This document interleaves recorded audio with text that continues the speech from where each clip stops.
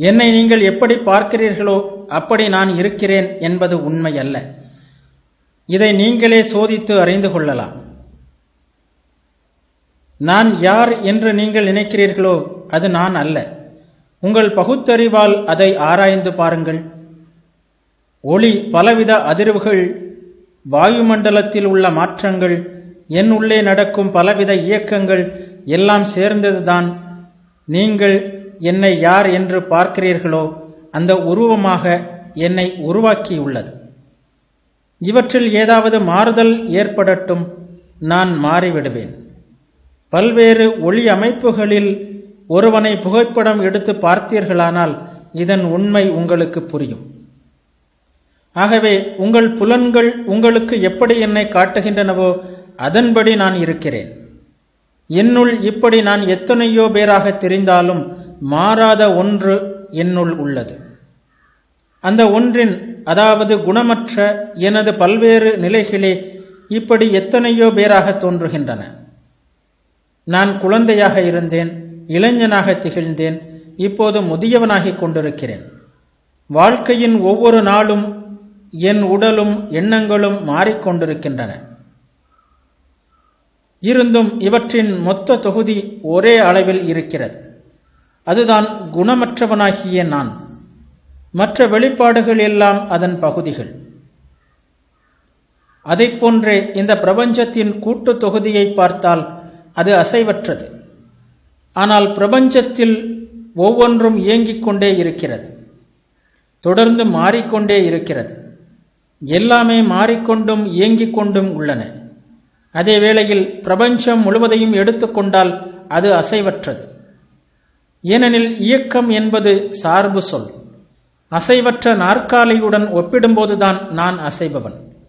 இயக்கம் அல்லது அசைவிற்கு குறைந்தது 2 விஷயங்களாவது தேவை.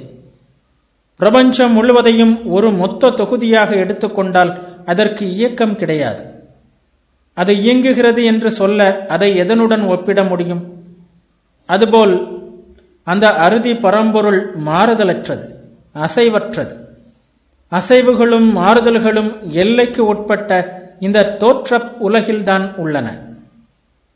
முழுமையான அந்த பொருள் குணமற்றது.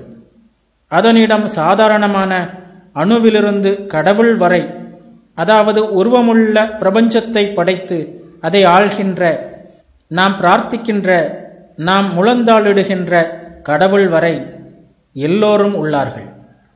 இத்தகைய ஒரு சகுன கடவுளை பகுத்தறிவால் விளக்க முடியும். நிர்குண கடவுளின் மிகப்பெரிய வெளிப்பாடே சகுன கடவுள் என்று விளக்க முடியும். நீங்களும் நானும் மிக சாதாரண வெளிப்பாடுகள். சகுன கடவுள்தான் நம்மால் எண்ணி பார்க்க முடிந்த மிக உயர்ந்த வெளிப்பாடு. நீங்களும் நானும் அந்த சகுன கடவுளாக ஆக முடியாது.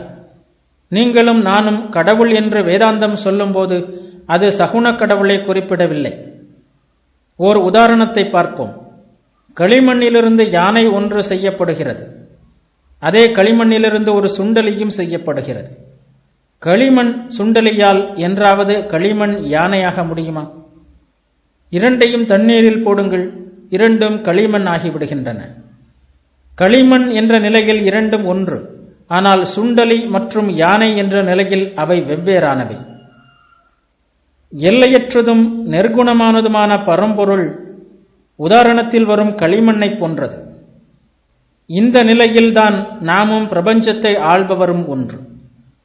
ஆனால் வெளிப்பாட்டு நிலையில் மனிதர்களாகிய நாம் சகுன கடவுளின் மீளாத அடிமைகள், அவரை வழிபடுபவர்கள்.